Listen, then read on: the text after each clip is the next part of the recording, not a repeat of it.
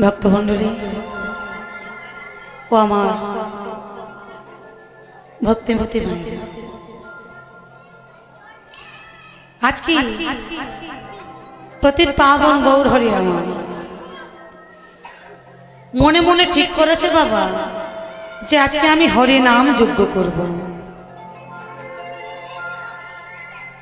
সবচেয়ে প্রথমে বলি না যে গৌর হরি যে হরি নাম যজ্ঞ করবে, কেন করবে, কিসের জন্য করবে? সত্য ত্রেতা দাপর তিনটি যুগ, কিসের জন্য, কার জন্য হরি নাম করবে, কার জন্য হরি নামের যজ্ঞ করবে? পদকর্তা বলছে আপনি আচরি ধর্ম জীবের শেখায়, নিজে না আচরিলে জীবে শেখানো না যায়।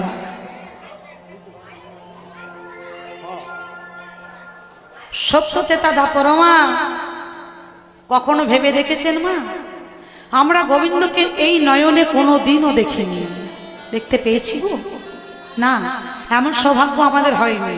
তাহলে আমরা তাকে দেখেছি কিভাবে না, আমরা তাকে দেখেছি ফটোর মধ্যে, ক্যালেন্ডারের মধ্যে আমরা তাকে দর্শন করেছি। তাহলে মা সত্যযুগে অবতার হলেন বিষ্ণু নারায়ণ, ত্রেতা যুগে অবতার হলেন ভগবান শ্রী রামচন্দ্র, দাপর যুগে অবতার হলেন ভগবান শ্রীকৃষ্ণ। কখনো ভেবে দেখেছি মা সত্যযুগে নারায়ণের মাথায় ছিল কি সোনার মুকুট, ছিল তো সোনার মুকুট। ত্রেতা যুগে রামচন্দ্রের মাথাতেও ছিল স্বর্ণ মুকুট, দাপর যুগে ভগবান শ্রীকৃষ্ণের মাথাতেও ছিল সোনার মুকুট। কিন্তু কলিযুগে গৌর হরির মাথায় কি সোনার মুকুট আছে? না, কেন নেই? কেন নেই? তিনি কি পড়তে পারেননি? না, ওই যে বললাম আপনি আচরি ধর্ম জীবের শেখায়, নিজে না আচরিলে জীবে শেখানো না যায়। গৌর হরি কলির জীবকে বারবার করে একটা শিক্ষা দিয়ে গেছে, ওরে কলির জীব তোমরা নাম করো, নামেই গতি নামেই মুক্তি, নাম ছাড়া যে আর গতি নাই গো। আমরা সবসময় চিন্তা করি মা যে আমরা হলাম কলিযুগের মানুষ, আর কলিযুগটা বড় খারাপ যুগ, কি গো বাবা? আমরা চিন্তা করি যে কলিযুগটা বড় খারাপ, কিন্তু কলিযুগটা যদি খারাপই হবে তাহলে পদকর্তা বলবেন কেন ধন্য কলিযুগ ধন্য সর্বযুগ সার, আর হরি নাম সংকীর্তন যাহাতে প্রচার। যত যত যুগ আছে সর্বশ্রেষ্ঠ যুগ হলো আমাদের কলিকাল। কেন না মা গো, কলিযুগের মতন কোন যুগে ভগবান দ্বারে এসে এসে হরে নাম বিতরণ কিন্তু করে। দাপর যুগে, ত্রেতা যুগে, সত্য যুগে ভগবানকে পাবার জন্য কত সাধনা করতে হয়েছে, কিন্তু কলিযুগের মানুষ তাদের কোনো কষ্ট করতে হয়নি বাবা, বিনা সাধনায় নেমে এসেছিলেন গৌর হরি আমার। কখন, কোন সময় নেমে এসেছিলেন? গৌর হরির আসার পূর্বে, মানে গৌর হরি জন্ম নেবার ঠিক আগের মুহূর্তে নবদ্বীপটা একটা এমন জায়গা ছিল যেখানে হরি নাম করলে তার উপর অত্যাচার করা হতো, কৃষ্ণ নাম করলে তার উপর অত্যাচার করা হতো। চারিদিকে শুধু অত্যাচার আর অত্যাচার। ঠিক এমন একদিন একটা সময় অদ্বৈত ঠাকুর, যিনি হচ্ছেন আমাদের ভোলানাথ, অদ্বৈত ঠাকুরের মনে একদিন প্রশ্ন জাগল যে প্রভুর তো আসার কথা, প্রভুর তো আসার কথা, তাহলে এই সময় প্রভু যদি না আসে তাহলে তো মহাবিপদ, প্রলয় সৃষ্টি হবে। গেলেন কোথায়? এই বলি প্রভু গেলেন সুরধনী গঙ্গার জলে স্নান করবে বলে। অদ্বৈত ঠাকুর সেখানে গিয়ে অমা একটা তুলসী পত্রকে গঙ্গার জলে নিবেদন করে প্রভুকে করজোড়ে প্রার্থনা করে বলে, প্রভু এসো দয়াময়, এটাই সময়, তুমি যদি এখন না আসো আসবে কখন? অদ্বৈত ঠাকুরের ডাকি প্রভু আমার এলেন কিভাবে? সচী মাতার গর্ভ সিন্ধু মাঝে আমার গৌর হরির জন্ম হলো। আমা কোন দিন এসেছিল প্রভু আমার? বলো। আমাদের সবার ঘরের ছেলের জন্মদিন আমরা জানি, আমার ছেলের জন্মদিন, আমার মেয়ের জন্মদিন, আমার আত্মীয় স্বজনের জন্মদিন, আমার বাবার জন্মদিন, মায়ের জন্মদিন সবার জানি। কিন্তু আমাদের যিনি ভগবান, কলিকালের যিনি ভগবান, তার জন্মদিন আমরা কিন্তু জানি না, তাই তো? কিন্তু জানাটা তো দরকার মা, তাই তো? আচ্ছা বলো, আমরা কোন ধর্মের মানুষ? বাবারা নয়, এখানে বাবারা আমার। বাহ, খুব সুন্দর। আমরা হলাম সনাতন ধর্মের মানুষ। তাহলে সনাতন ধর্মের মানুষ হয়ে আমরা যদি আমাদের ভগবানের জন্মদিনটাই না জানতে পারি, তাহলে কি জানলাম? তাই তো? অদ্বৈত ঠাকুরের নাকি গৌর হরি আমার গোলক থেকে ভুলকে নেমে এলেন। তা সেটি কোন দিন ছিল? সেটি ছিল দোল পূর্ণিমার দিন। সেদিন আর কি ছিল না, সেদিন ছিল আকাশে চন্দ্রগ্রহণ। গৌর হরি যখন ধানাধামি এসেছিল বাবা, তখন গ্রহণ চলছিল আকাশে। এখন মানুষের মনে বিশ্বাস উঠে গেছে, কিন্তু সেই মুহূর্তে, সেই সময় আকাশে যদি গ্রহণ লাগতো, তাহলে পাড়ায় পাড়ায় কীর্তন করা হতো, ভগবানের নাম করা হতো। আমরা দেখিনি, কিন্তু দাদুদের মুখে শুনেছি যে হরি নাম করা হতো। কিন্তু এখন দেখুন আর হরি নাম হয় না। কেন না, মানুষের মনে বিশ্বাসটাই নেই। হরি বল, হরি বল। তাহলে গৌর হরি এলেন কিভাবে? নদিয়া নবদ্বীপ আলোকিত করে শচীগর্ভ সিন্ধু মাঝে আজকে গৌর হরি এলেন সোনার নদিয়ায়। কিভাবে এলো? আমাদের গৌর এলো রে এই সোনার নদিয়া,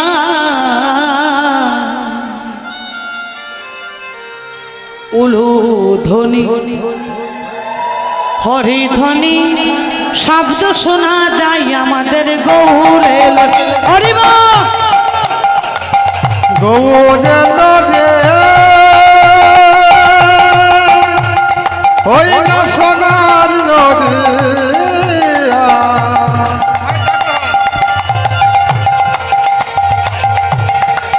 হলো ধ্বনি হরি ধ্বনি শব্দ শোনা যায় আমাদের গৌর এলো রে। গৌর এলো রে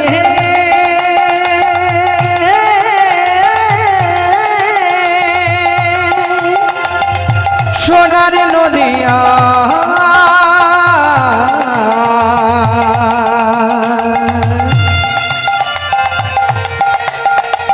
উলু ধ্বনি হরি ধ্বনি শব্দ শোনা যায় আমাদের গৌর এলো রে। আর কে এসেছিল মা?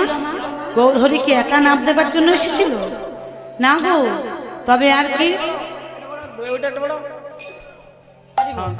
তবে আর কি এসেছিল?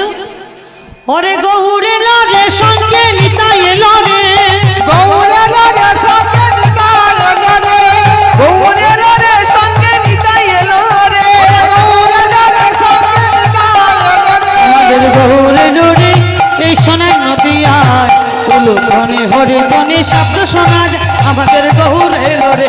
হরি বল, হরি বল। সোনার নদিয়া, উলু ধ্বনি হরি ধ্বনি শব্দ শোনা যায় আমাদের গৌর এলো রে। আমাদের গৌর এলো রে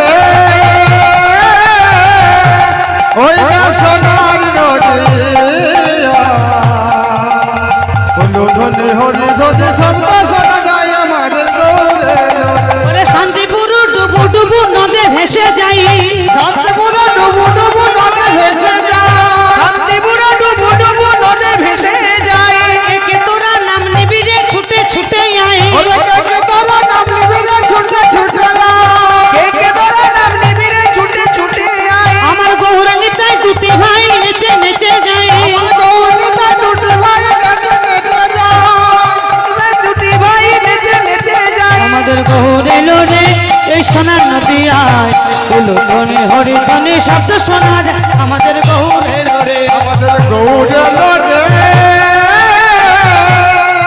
ওই না সোনার নদী ধনে হরি ধনে শব্দ শোনা যায় আমার ওরে লোরে সোনার নদী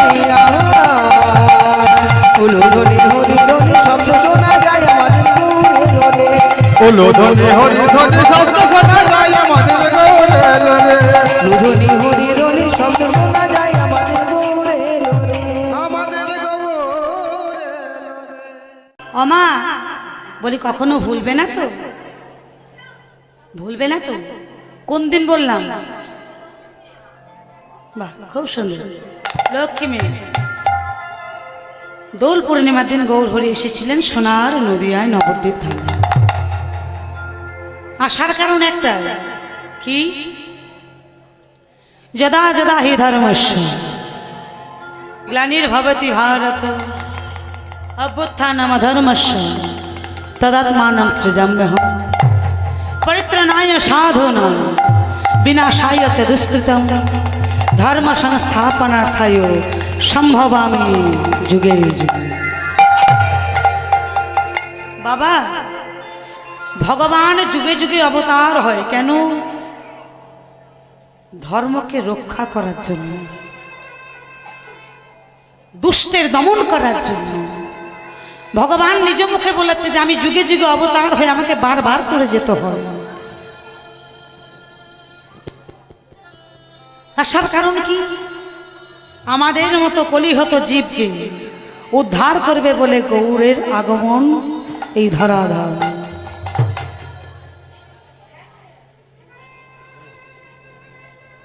আমরা অনেক সময় কি করি মা, বছরে একবার হলেও দেখবেন আমরা গঙ্গা স্নান করতে যাই, যাই তো বলে পতিত পাবনি গঙ্গা। তা বাবা গঙ্গায় স্নান করলে কি হয়? সমস্ত পাপ ধোয়া যায়। কিন্তু পদকর্তা বলছে একবার কৃষ্ণ নামে যত পাপ হরে, কোন পাপীর সাধ্য নাই পাপী তত পাপ করে। তাহলে একবার কৃষ্ণ নাম বললে যদি দেহ হতে সমস্ত পাপ দূরে চলে যায়, কি দরকার গঙ্গা স্নান করতে যাবে? আছে দরকার না? তাহলে তো ঘরের কোণে বসে একবার হরিবোল বললেই তো হয়ে যায়। বাবা একবার কৃষ্ণ নাম করলে যদি দেহ হতে সমস্ত পাপ দূরে চলে যায়, ভেবে দেখুন তো বাবা সেই কৃষ্ণ নামটি কেমন হবে। শুধু মুখে বললে হবে না, অন্তর দিয়ে মনটা যেন তোমার কৃষ্ণ নাম বলে, নয়নে থাকবে অশ্রু ধারা। ভগবান চোখের জলের কাছে বড় কাঙ্গাল। তুমি যদি দুফোঁটা চোখের জল দিয়ে তাকে ডাকার মতো ডাকতে পারো, তাহলে সে একদিন তোমার কাছে এসে ধরা দেবে। এই যে আমরা কলিযুগে সকলে এসেছি বাবা, কেউ কোনোদিন বলতে পারবো যে আমরা জীবনে কোনোদিন পাপ করিনি? কেউ বলতে পারবো কি বাবা? কোনোদিন বলতে পারবো যে আমি কখনো কোনো পাপ করিনি? জেনে হোক না জেনে হোক পাপ আমরা কিন্তু সকলেই করেছি। তাহলে পাপটাকে ধুতে হবে, ধুতে গেলে ওই যে হরি নাম করতে হবে। পাপ করেছিল কে?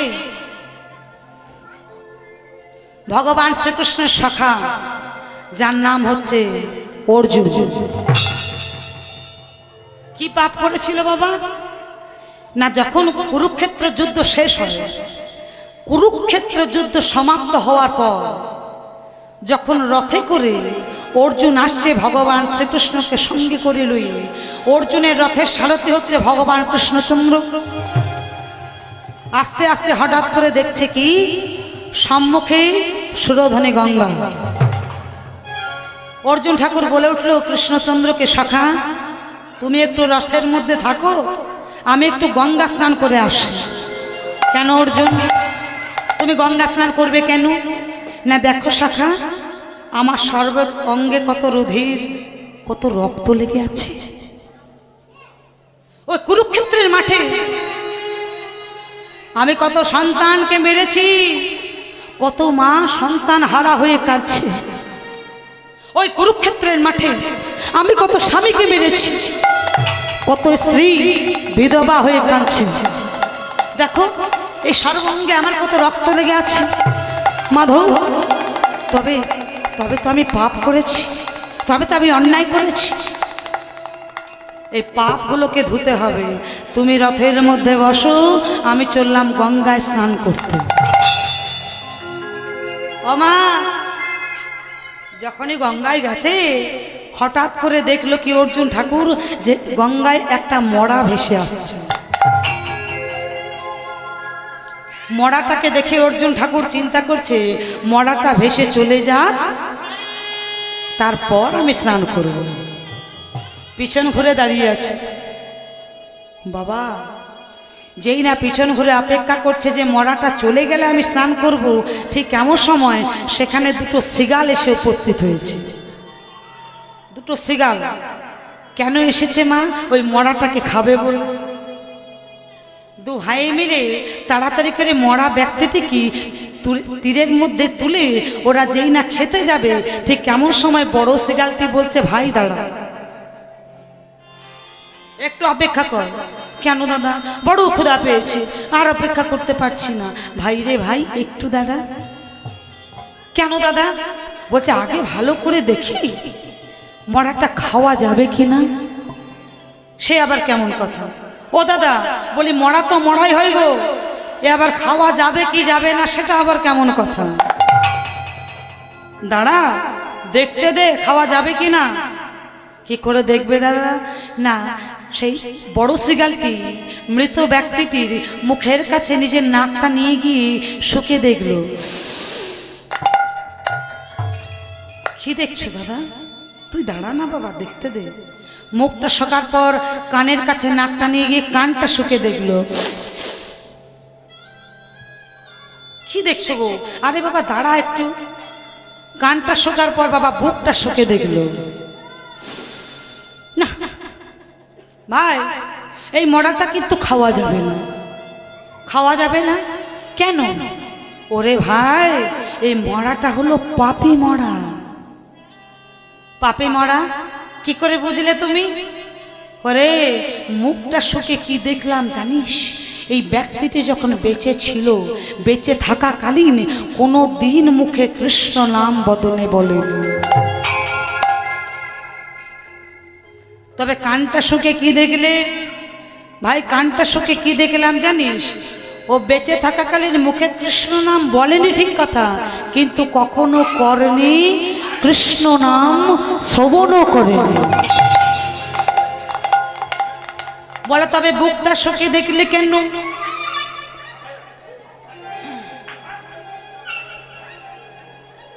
হরি বল। কৃষ্ণ নাম বদলে বলেনি ঠিক কথা, কৃষ্ণ নাম করেনি শোনেনি ঠিক কথা, কিন্তু বুকটা শুকে দেখলাম কেন জানিস? ও বেঁচে থাকাকালীন জীবনে কোনো দিন কখনো কোনো কৃষ্ণ ভক্তকে বুকে আলিঙ্গন করেনি। হলো পাপী মরা, হলো পাপী। ছোট্ট শৃগালটি বলে উঠছে দাদা, আমি তোমাকে জ্যান্ত পাপী দেখাবো। এ তো তুমি মরা পাপী দেখাবে, আমি তোমাকে জ্যান্ত পাপী দেখাবো। জ্যান্ত পাপী কে রে? সম্মুখে দাঁড়িয়েছিল অর্জুন ঠাকুর। ইশারা করে দেখিয়ে দিল, ওই যে দাদা, ওই যে ব্যক্তিটি দাঁড়িয়ে আছে ও হলো মস্ত বড় একটা জ্যান্ত পাপী। অর্জুন ঠাকুরকে যখন পাপী বলেছে প্রচন্ড রেগে গেছে। সঙ্গে সঙ্গে সামনে ঘুরে বলছে, ওরে মূর্খ শৃগাল, তোদের এত বড় সাহস, তোরা আমাকে পাপী বলিস?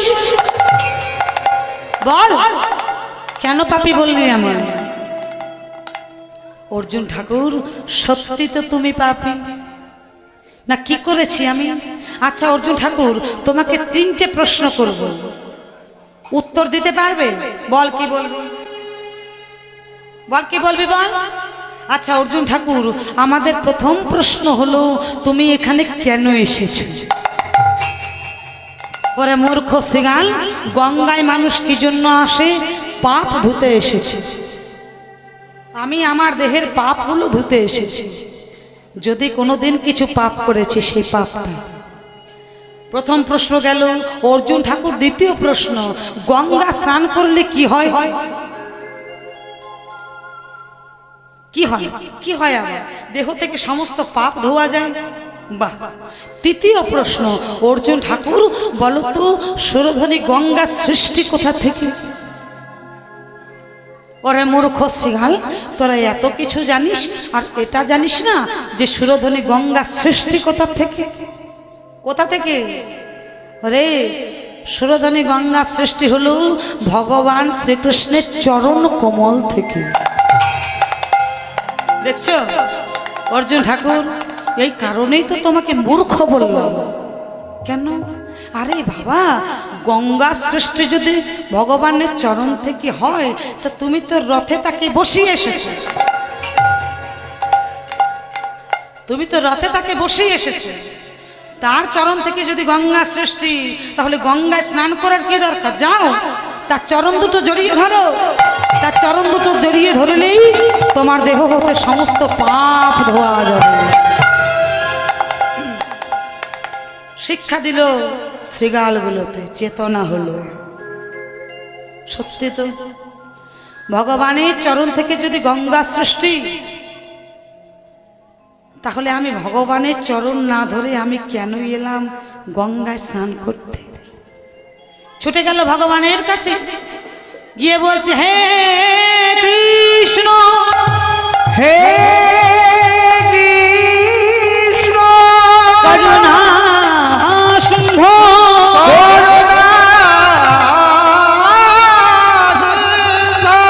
দীনবন্ধু জগৎপতি, গোপেশ গোপিকা কান্ত, রাধা কান্ত নমস্তুতে। রাধা কান্ত নমস্তুতে।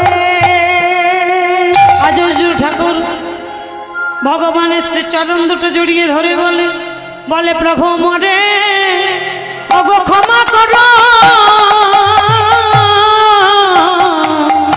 অঘ প্রভু মরে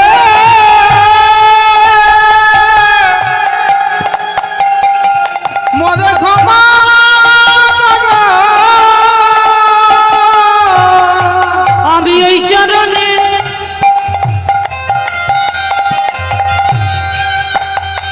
অপ্রভু, আমি ওই চরণে অভিলাষী, বলে প্রভু মরে একবার ক্ষমা করো। আমি ওই চরণে